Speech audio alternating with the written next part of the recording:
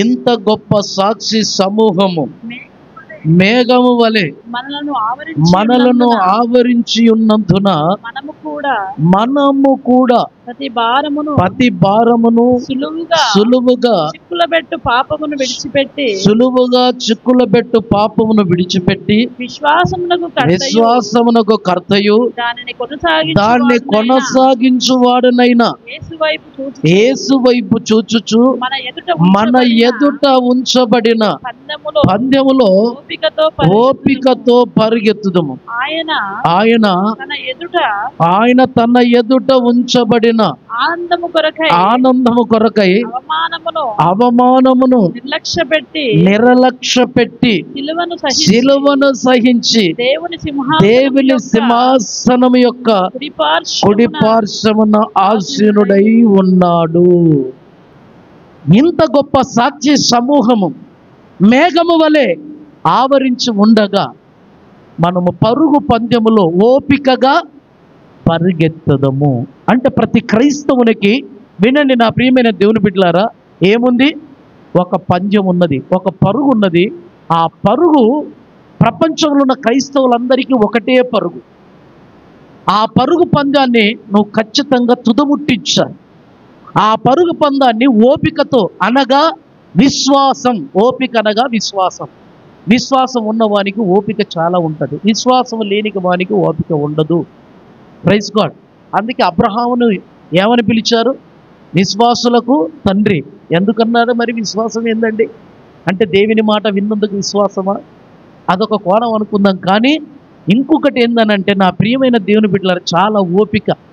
ఎన్ని శ్రమలు వచ్చినా, నిందలు వచ్చినా, అవమానములు వచ్చినా, శోధింపబడ్డా, నా ప్రియమైన దేవుని బిడ్డలారా, వెనక అడుగు వెయ్యలేని వాడు ఎవరనంటే అబ్రహాం. కొట్టండి గట్టిగా చప్పట్లు. అందుకే ఆయనని విశ్వాసులకు తండ్రి. మనము కొన్ని బాధలు కలిగినా, కొన్ని శ్రమలు వచ్చినా, కొన్ని నిందలు వచ్చినా, ప్రభును నమ్ముకొని, ఏమమ్మా నీ ఇంట్లో ఏం కార్యం జరిగింది? నువ్వు ప్రభుని నమ్ముకున్నావు ఇన్ని రోజులు, స్వప్న నీకు పిల్లలయ్యారా? ఇన్ని రోజులు పోతున్నావు, పాటలు పాడుతున్నావు, తెల్ల డ్రెస్ వేసుకుంటున్నావు, ఎన్నో నువ్వు డాక్టర్ దగ్గరికి వెళ్తున్నావు, అన్ని వెళ్తున్నావు, దేవుడు కనికరించట్లే. మరి ఇన్ని రోజులు వెళ్తున్నావు శాంతమ్మ, నీ కోడలు మారిందా? నీ కొడుకు మారిందా? నీ పిల్లలు మారిండ్రా? ఎక్కడేసిన గొంగడు అక్కడే విరుద్ధాలు. ఏదో పాకిస్తాన్కి ఇండియాకు ఉన్నటువంటి బార్డర్లో కొట్లాడుతున్నారు. ఏమయ్యా మహేష్, ఇన్ని రోజులు సంఘానికి పోతున్నావు, నమ్మకంగా ఉన్నారు, ఏంటిది నీ తండ్రి ఒక రకంగా, మీరు ఒక రకంగా, నీకు పెళ్లి కావట్లే, ఏంటిది నీ పరిస్థితి అని కొంతమంది, నా ప్రియమైన దేవుని బిడ్డలారా, ఇన్ని రోజులు పోతున్నావు, భార్య భర్త యవన కాలంలో కోల్పోయావు, ఎన్నో మనుషుల చేత నిందలను, అవమానములు, శోధనలు, కన్నీళ్లను చూసావు. కొన్ని విషయాల్లో నీ తల్లి తండ్రులు సైతం కూడా నీకు ప్రత్యేకమైన ప్లేటును పెట్టారు. మరి ఏంటిది? అయినను నువ్వు దేవుని ఆరాధిస్తున్నావు, నీకు నడుము నొప్పి పోదే, నీ కాళ్ళ నొప్పులు పోదే, నీ జ్వరము పోదే అని అంటున్న వారు చాలామంది ఉన్నారు. వాళ్ళ మాటను విన్ని నువ్వు వెనకడికి వేస్తే నువ్వు అవిశ్వాసంలో ఉన్నట్టు లెక్క. వారి మాటలు విని ఈ చెవిన వదిలిపెట్టి నువ్వు ముందుకు సాగితే నీలో సహనం ఉన్నట్టు, ఓపిక ఉన్నట్టు. అదే దానికి నిదర్శనం విశ్వాసం. కొట్టండి గట్టిగా చప్పట్లు. హల్లెలూయా. ప్రతి క్రైస్తవునికి ఒక పందెం ఉంది, ఒక పరుగు ఉంది. ఆ పరుగును నువ్వు విశ్వాసంతో కడముట్టించాలి, తుదముట్టించాలి. నా ప్రియమైన దేవుని బిడ్డలారా, అది ముట్టించాలి అంటే నువ్వు పరుగు ఎత్తాలి, పరుగు పగనించాలి. ఆ పరుగులో విశ్వాసంతో ముందుకెళ్ళాలని నా ప్రభు నీతో చెప్తూ ఉన్నాడు. హల్లెలూయా, హల్లెలూయా, హల్లెలూయా. ఈ లోకానికి వచ్చి యేసు ప్రభు కూడా ఎన్నో నిందలు, అవమానాలు పొందుకొని తన పరుగును తుదముట్టించి మన కొరకు పరలోకంలో తండ్రి కుడిపార్శ్వమున ఆసీనుడయ్యాడని కూడా చెప్పాను. అంటే యేసు ప్రభులాగా అనేక సేవకులు కూడా ఈ పరుగు పందెంలో గెలిచారు. ఈ పరుగు పందెంలో వాళ్ళు అనుకున్న గురి వద్దకు చేరారు, పొందుకున్నారు, వారికి ప్రత్యేక స్థానములు ఉంది. కాబట్టి నీవు కూడా ఈ పరుగు పందెంలో నీవు విశ్వాసంతో పరుగు పందాన్ని కొనసాగించాలి. ఎందుకు తెలుసా? ఇంత గొప్ప సాక్షి సమూహము మనకు మేఘము వలె ఆవరించి ఉన్నందున. ఏముందంట? మేఘము వలె పరుగెత్తినటువంటి మహానుభావులు, మేఘము వలె ఈ యొక్క బహుమానాన్ని పొందుకున్న వాళ్ళు మేఘము వలె అనగా ఆవరించి ఉన్నారు, సాక్షి వలె. మీకు అర్థమయ్యే రీతిగా నేను చెప్తాను. హల్లెలూయా, హల్లెలూయా. ఈ పరుగును నువ్వు ఆరంభము నుంచి ప్రారంభించి నువ్వు చేరుకున్నా పర్వాలేదు, నీకు ఫలితం. లేకపోతే మధ్యలో వెళ్ళి నువ్వు ఆ పరుగును తుదముట్టించినా నీకు బహుమానం. లేకపోతే చివరిలో అయినను వెళ్ళి ఆ పరుగును కడముట్టించినందుకైనా నీకు బహుమానం. నేను చెప్తాను, ఒక రైతు ఉన్నాడు. ఉదయకాలంలో కొంతమందికి చెప్పాడు, ఈ పనిని మీరు 8 గంటల నుంచి 5 గంటల వరకు మీరు ఈ పని చేయండి, మీకు నేను ఇంత అమౌంట్ ఇస్తానని చెప్పాను. తర్వాత 2 గంటలకు కొంతమంది కూలీలకు వచ్చారు, వాళ్ళకు చెప్పారు, మీరు ఈ సమయం నుంచి 5 గంటల వరకు ఈ పని చేయండి, మీకు పైసలు ఇస్తారని చెప్పారు. కొంతమంది గంట ముందు వచ్చారు, అంటే 3 గంటలకు వచ్చారు, కొంతమంది 4 గంటలకు వచ్చారు. మీరు ఈ 3-4 గంటల నుంచి 5 గంటల వరకు పని చేయండి, మీకు కూడా తగిన వేతనము అమూల్యము మీకు చెల్లిస్తాను. అందరికీ చెప్పాడు. ఏది? 5 గంటలకు సమయం, అందరికీ సమయమే. 5 గంటల వరకు అందరికీ ఒకే పని అప్పచెప్పాను. ఈ పని అప్పచెప్తే మీకు నేనేమి ఇస్తాను? వేతనం ఇస్తాను. ఎన్ని గంటల నుంచి? కొంతమందికి 8 నుంచి 5 గంటల వరకు, కొంతమంది 2 గంటల నుంచి 5 గంటల వరకు, కొంతమంది 4 గంటల నుంచి కూడా 5 గంటల వరకు. సమయం అయిపోయింది. గురి ఏంది? 5 గంటలకండి. గురి ఏంది? ఒకడు 8 గంటలకు ప్రారంభించాడు పని, ఒకడు 2 గంటలకు ప్రారంభించాడు కాలేబు, కొంతమంది 4 గంటలకు ప్రారంభించారు పని. కానీ సమయం ఎంత? సమయం ఎంత? 5 గంటల వరకే చేయి, ఎక్కువ చేయకూడదు. అందరికీ నేను అమౌంట్ ఇస్తాను. ఈ 8 గంటలు అయిపోయిన వారు ఒక క్రమంలో వరుసను నిలబడి, అయ్యా మేము మా పని అయిపోయింది, వెరీ గుడ్, శభాష్ అని అతనికి 100 రూపాయలు ఇచ్చారు 8 గంటలకు. వాళ్ళు తర్వాత 2వ లైన్లో 2 గంటలకు వచ్చిన వాళ్ళను కూడా శభాష్ మంచిగా పని చేశారని వాళ్లకు 100 రూపాయలు ఇచ్చారు. ఈ మొదట 8 గంటల నుంచి వచ్చి 5 గంటలకు చేసిన వారికి ఎంత కోపం వస్తుందండి? సర్దిటికి ఇచ్చాడా లేదా? 2 గంటలకు వచ్చి పని చేసిన వాడు తక్కువ చేస్తాడు. ఇది జగమెరిగిన సత్యం. మరి ఈ మహానుభావుడు ఏం చేస్తున్నాడు? పొద్దునొచ్చి 8 గంటల నుంచి అయ్యా కష్టపడి అహర్నిశలు చేసి పారబట్టి గడ్డ పారేసి, నాడు 5 చెట్లు చేస్తే నేను దరిదాపుల 50 చెట్లు శుద్ధి చేసి అన్ని చేస్తే నాకు 100 రూపాయల.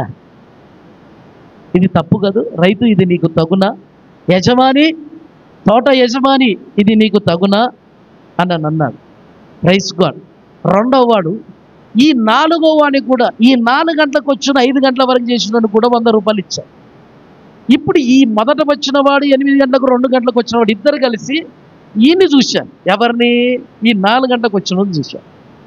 ఏమయ్యా, 8 గంటలకు వచ్చిన వారికి అదే వేతనం, 2 గంటలకు వచ్చిన వారికి అదే వేతనం, 4 గంటలకు వచ్చి చేసిన వారికి అదే వేతనం, ఇది తగునా?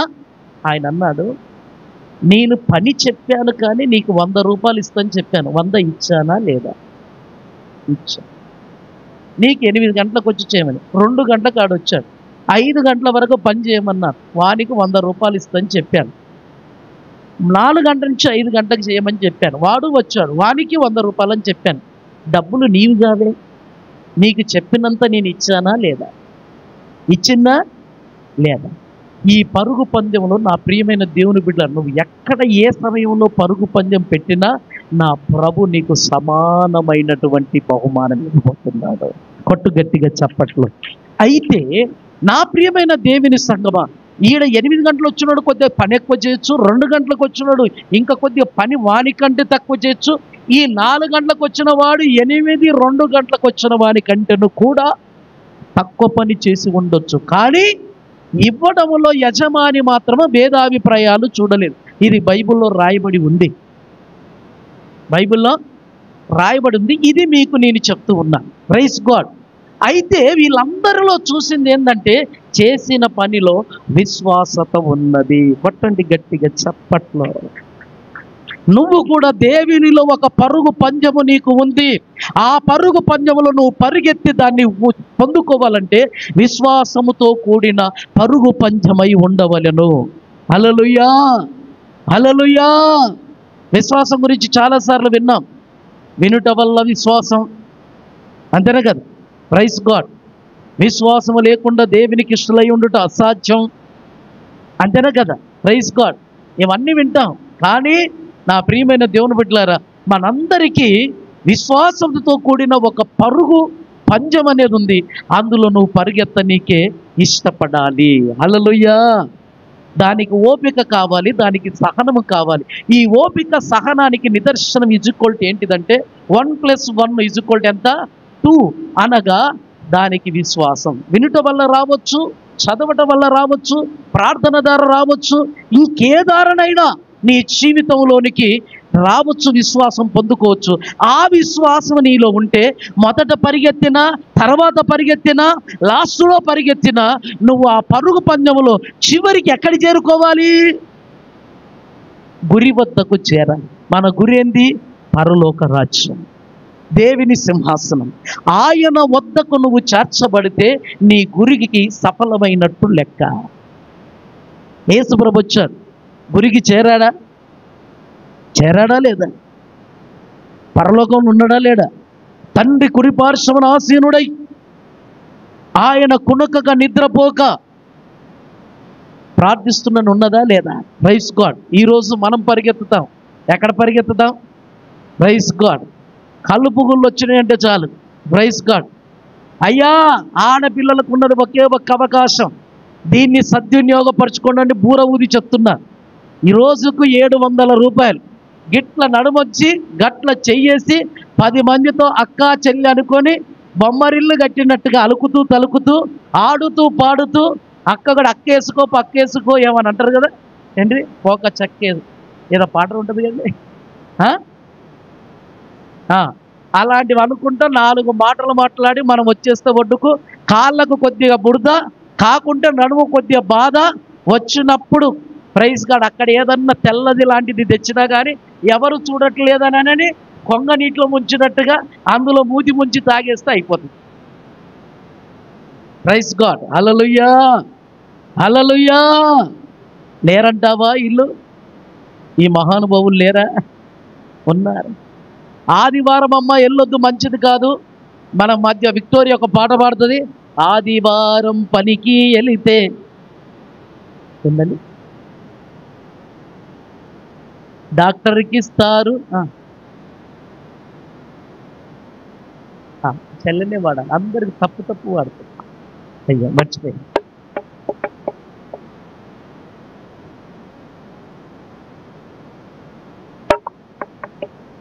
ఆదివారం ప్రార్థన ఉంటే పనికి వెళుతారు, ఆ పనికి వెళ్ళిన డబ్బులు తెచ్చి డాక్టర్కి ఇస్తారు. అమ్మమ్మో డాక్టర్కి ఇస్తారు. ఇప్పుడు ఎక్కడ పోతాయి పనికి తెచ్చినాయి? మరి దేవుడు ఏం చెప్తున్నాడు? దైవజనుడు ఏం చెప్తున్నాడు? ఎక్కడ ఉండాలి నువ్వు? ఎక్కడ ఉండాలి? దేవుని మందిరంలో ఉండాలి. Praise God. ఆదివారం వచ్చింది, దగ్గర చూడండి, వరుసకు చాలా దగ్గర. అది 11 నుంచి 12 గంటల వరకు అంటే ఈ కార్యక్రమం. వినండి భక్తుడా, ఎన్ని గంటలకంట? 11 నుంచి 12 గంటలకే. ఇక ఒక్కటైతే భోజనమే. ఇక ఆ పంతులు దగ్గడంట, మావోడు వినడంట. Praise God. అక్కడికి వెళ్ళాలండి. నీకోటి ఏంటిదంటే నా ముఖం చూడకుండా వాళ్ళు ఉండలేరట. నువ్వు ఏమి పట్టుకోకుండా క్రైస్తవులు అంతా సపరేటే. ఇంట్లో కోడి మాంసం తెచ్చినాం, యాట మాంసం తెచ్చినాం. భూమక్కు ఉంది కదా, రాజక్కు ఉంది కదా, యాదగిరి అన్నాడుగా, వాళ్ళతో పాటుగా నీకు సపరేటే. అంతా బొట్టు లేదు, బోనము లేదు, అంతా మంచిదే. కానీ సాప వేసుకునేటప్పుడు ఆ సాప మీద నీ కాలు మోపకుంటే నా గుండెల్లో గులుక్కు అన్నట్టే. ఈ ఒక్కరోజు ఒకటి ఏమవుతుంది అక్క? ఎప్పుడన్నా వాళ్ళని ఒక్కరోజన్నా మందిరానికి తెచ్చిరండి. ఇన్ని రోజులు వెళ్ళావు కదా, ఒక్కరోజు మందిరికి రండి అడిగారా? వాళ్ళు దేవుని పెట్టారు. ఏమన్నారో తెలుసా అక్కడ మాట? ఒకవేళ నా తండ్రి, నా ప్రభు, నేను సేవిస్తున్న దేవుడు నిజమైన దేవుడు, ఒకవేళ మమ్మల్ని బ్రతికించకపోయినను, తప్పించకపోయినను, రక్షించకపోయినను, మరణించినను కూడా ఆయనకే మహిమ కలుగునుగాక. నా ప్రార్థనకు సమాధానము రాకపోయినా, నా ప్రార్థనకు జవాబు రాకపోయినా, నేను నమ్మిన దేవుడు సత్యవంతుడే, నేను నమ్మిన దేవుడు సృష్టికర్తనే, నేను నమ్మిన దేవుడు నా ప్రాణాలు తీసినను, నా ప్రాణాలు పోయినను ఆయనతో ఉండే భాగ్యాన్ని నా ప్రభు నాకు అనుగ్రహించగలడు. ఓ నెబుకద్నెజరు, నువ్వు వేసే శిక్షలో నా ప్రభు నన్ను తప్పించకపోయినను, చనిపోయినను, నా మరణము ద్వారా ఆయనకు మహిమ వస్తుంది. కొట్టండి గట్టిగా చప్పట్లో. ప్రార్థించారు, కానీ అగ్నిగుండం లేచిన తర్వాత ఏ నెబుకద్నెజరు అయితే ఉన్నాడో అగ్నిగుండములో నుంచి బయటకు వచ్చిన ఆ ముగ్గురికి సాగిలపడ్డాడు. కొట్టు గట్టిగా చప్పట్లు. ఆవరించింది ఏంటిది? ఈ మేఘము, ఈ సమూహము వల్ల, ఈ సాక్షి వల్ల మనకు ప్రయోజనం. ఆలకించండి నా ప్రియ దేవుని సంగమా. Praise God. అలాంటి స్థితిలో నువ్వు యోబును చూడు, అలాంటి స్థితిలో నా ప్రియమైన దేవుని బిడ్డలారా షడ్రకును చూడు. అలాంటి ఏదన్నా అవుతే నా ప్రియ దేవుని సంగమా, చాలా మంది భక్తులు ఉన్నారు, వాళ్ళను చూడు, వాళ్ళు సాక్షిగా ఉన్నారు. Praise God. సమర్పించుకున్నాను. ఆడపిల్ల ఇంట్లో అన్నంటుండొచ్చు, తమ్ముడు అంటుండొచ్చు, తల్లి అంటుండొచ్చు, ఇరుగు పొరుగు వారు అంటుండొచ్చు, నీకన్నా చిన్నదాని పెళ్ళి అయిపోయింది, నీకన్నా పెద్దదాని పెళ్ళి అయిపోయింది, నీ పెళ్ళి అవ్వట్లేదు, నువ్వు ఆడదానివి కాదా? Praise God. పెళ్లి చేసుకోవా? మా రెక్కల మీద నువ్వు ఆధారపడ్డావు, మేము చేస్తున్న తిండిని తింటున్నావు, ఎవరో చెప్తే నువ్వేమో సమర్పించుకుంటావు, వాళ్ళు ఒక్క రూపాయి కూడా నీకు ఇవ్వరు. Praise God. పాస్టర్ని పెళ్లి చేసుకోవచ్చు కదా, వాళ్ళు దేవుని బిడ్డలే కదా. Praise God. పెళ్ళంటే నా ప్రియమైన దేవుని బిడ్డలారా బాంధవ్య జీవితం. సమర్పణ అంటే దేవునితో కన్యక జీవితం. కన్యక జీవితానికి, దాంపత్య జీవితానికి చాలా తేడా. కొంతమంది దైవజనులు అంటున్నారు ఈ మధ్యన, మరి వాళ్ళు దైవజనులను మరి దెయ్యాలన్నా నాకు అర్థం కావట్లేదు. Praise God. సమర్పించుకున్న వాళ్ళని పెళ్లి కూడా చేసుకోవచ్చట. ఇప్పుడు మీరు వెళ్ళి పాల్సనరాజు ఉన్నాడు, అయ్యా మంచి అమ్మాయి ఉన్నది, పెళ్లి చేసుకోండి, ఈడిపోతుంది, నీకు తోడుగా ఉంటుందని అంటే ఏం చేస్తాడు? చెప్పు తీసి కొట్టినానంటే మళ్ళీ ఇక్కడ ఉన్న ఏరియాలు కూడా కనిపించవరు అంటారు. ఎందుకంటాడు ఈ మాట చెప్పండి? నా జీవితం వేరు, నా జీవితము దేవునితోనే సమర్పణ, దేవునితోనే నాకు ముడి, ఇంకొకరితో నాకు ముడి లేదు, ముడి వేయను, ముడి వేయను. నా ముడిప్పేది ఆయన్నే, నేను ముడిపడేది ఆయన్నే. సమర్పణగా కన్యక జీవితం, తన శీలాన్ని దేవునితోనే ఉండడం. పెళ్లి అనంటే కుటుంబ జీవితం, శారీరకమైన జీవితం. Praise God. అది తగదు సమర్పించుకున్న వాళ్ళకి. అలాంటి సిచ్యువేషన్ నీ జీవితంలో వస్తే నా ప్రియమైన దేవుని బిడ్డలారా, ఎవరిని పోల్చుకోవాలి? ఏసన్న లాంటి మొన్న పోల్చుకోవాలి. పాల్సన్ రాజు, ప్రకాశ్ రాజులతో నేను పోల్చుకోవాలి. Praise God. ఆస్తి లేదా వాళ్ళకు? ఇప్పుడున్న ఆస్తి అంతా ప్రకాశ్ రాజు. ఆయన ఏంటిది B pharmacy, M pharmacy, PhD కూడా చేశారు. వాళ్ళు రెడ్డి కులం. ఆ కాలంలోనే పిహెచ్డి చేశాడు ఆయన, అమెరికాలో చేశాడండి. ఎం ఫార్మా అమెరికాలో చేసి వచ్చాడు. Praise God. ఇప్పుడు ఉన్నంత భూమి అంతా సర్వసాధారణంగా ఆయనదే. 10 ఎకరాల భూమి 2 కోట్లు ఇస్తాను వచ్చారు. ఏ కాలంలో? దగ్గర 20 ఏళ్ళ కింద 2 కోట్ల ఆస్తి ఇస్తుంది. ఈ అమ్మాయిని ఇస్తానంటే ఏమన్నాడో తెలుసా? ఈ అమ్మాయి వద్దు, ఎవరొద్దు, నా ప్రభువే నా భర్తనని చెప్పారు. ఆయనే నా నాదు. Praise God. ఆయన కోసం తప్ప ఈ లోకంలో ఇంకెవరి కోసం బతకమని చెప్పారు. Praise God. అలాంటి సిచ్యువేషన్స్ వస్తే, అలాంటి పరిస్థితి వస్తే వాళ్ళు సాక్షిగా మనకున్నారు. Praise God. వాళ్ళని మనం పోల్చుకోవాలి. కొట్టండి గట్టిగా చెప్పట్లు. హల్లెలూయా. పాల్సరాజుకు నిందలు రాలేదండి? యాసన్నకు నిందలు రాలేదా? అన్నము లేని దినములు గడిపాడు, బట్టలు లేని దినములు గడిపాడు. Praise God. ఆయన నీటి దగ్గరికి వెళ్తే ఉతికే దగ్గరికి ఆ సోపులన్నీ ముక్కలు తీసుకొని ఒక చేత గట్టిగా వెండి తన బట్టలు డ్రాయలు కొంటే ఉండి ఎవరిని అటు ఇటు చూసి అంతా ఉతుక్కొని మళ్ళీ ఎండిన బట్టలు వేసుకునేవాడట. కొన్ని సంవత్సరాలు వేసుకున్నాడు అట్లా. ఈరోజు అనేకులకు బట్టలు గుర్తించు కాదు, టన్నుల బట్టలు గుర్తించేవాడు అయిపోయింది. Praise God. ఆయన మీటింగ్ పెడితే 10 లక్షల మంది. ఒంటరి వాడు సమర్పించుకున్నాడు. ఎంత? 10 లక్షల మందికి ఆశీర్వాదకరంగా మార్చారు. నీ సమర్పణ కలిగిన జీవితాన్ని చూసి మనం బాధపడకూడదు. ఎవడో ఏమన్నది కాదు, దేవుడు ఏమన్నంటే మనం బాధపడతాం. ఇంత గొప్ప సాక్షి సమూహము మేఘము వల్లే నిన్ను ఆవరించు. ఏంటిది ఆ సాక్షి సమూహం వల్ల ప్రయోజనం? వినండి. నీకు ఒక పరుగు ఉంది. ఆ పరుగు పందెములో నువ్వు ఓపిక అనగా విశ్వాసంతో పరిగెత్తి దాన్ని తుడముచ్చించుటకు ఇంత పెద్ద సాక్షి సమూహము మనల్ని మేఘం వల్లే ఆవరించి ఉంది. నీకెందుకు భయము? నువ్వు దేంట్లో తీసుకో. దేంట్లో తీసుకో, నా ప్రియమైన దేవుడు హానోకు తీసుకోండి. ఏందండి ఈ ఈ పిల్లలు ఇంతమంది, నేను అసలుకి ఈ కుటుంబాన్ని ఏలలేకపోతున్నా, నా నుంచి కాదు అని కొంతమంది అంటారు. ఈయన కుటుంబం ఎంతండి? తిప్పి కొడితే భార్య, 2 పిల్లలు, మొత్తం కలితే 5-6 మంది. నోహాము సంతతి ఎంత? మీటింగ్ చేసి పోస్టర్లు కూడా ఏమైనా అవసరం లేదు. ఆనోకు సంతతి దగ్గర నా ప్రియమైన దేవుడు 2500 మంది. ఓ మీటింగ్ పెట్టుకోవచ్చు, ఆయన ఫ్యామిలీతో మీటింగ్ అయిపోతుంది. ఇంకా వేరేతో అవసరం లేదు. నేను పిలవని అవసరం లేదు, ఫోన్ చేయని అవసరం లేదు, పోస్టర్ పంపించని అవసరం లేదు. ఏమంటావు చెల్లె? వాళ్ళదే ఒక మొత్తం మీటింగ్ అయిపోతుంది. Praise God. కానీ ఆనోకు ఎవరితో నడుస్తాడో తెలుసా? దేవునితో 360 సంవత్సరాలు. కుటుంబంతో నడవలే, దేవునితో నడిస్తే దేవుడు కుటుంబాన్ని చూసుకున్నాడు. కొట్టండి గట్టిగా చప్పట్లు. ఈ రోజు నువ్వు దేవునితో నడవలేక ఉంటే ఆనోకుని చూడు, గొప్ప సమూహం కాదు. హల్లెలూయా, హల్లెలూయా. నా ప్రియ దేవుని సంగమా, దేవుని బిడ్డ, నా సమయం అయిపోయింది. ఒకటి మీకు 2 చేతులెత్తి వందనాలు చెల్లిస్తూ ఉన్నాను. ఇంత గొప్ప సాక్షి సమూహం మేఘం వలె ఆవరించి ఉండగా పరుగు పందెములో ఓపికతో, సహనముతో, విశ్వాసంతో పరిగెత్తిన ఎడల తుదకు ఆ యొక్క పరుగును కొడముట్టించితే నీకు దేవుడు గొప్ప బహుమానాన్ని ఇవ్వబోతున్నాడు. ఆ బహుమానం ఇప్పటి వరకు ఇంకా పెండింగ్లో ఉంది. అది నీకు కావాలా? అయితే పరిగెత్తడం ప్రారంభించు. లోకములో కాదు నువ్వు పరిగెత్తవలసింది. ఎక్కడ పరిగెత్తాలి? విశ్వాసంతో దేవుడిచ్చే దాంట్లో నుంచి నువ్వు పరిగెత్తినట్లయితే దేవుడు గొప్ప బహుమానాన్ని నీకు ఇవ్వబోతున్నాడు. హల్లెలూయా, హల్లెలూయా. ఆ బహుమానం ఏంటిదో తెలుసు, యుగమందును పరమందును. Praise God.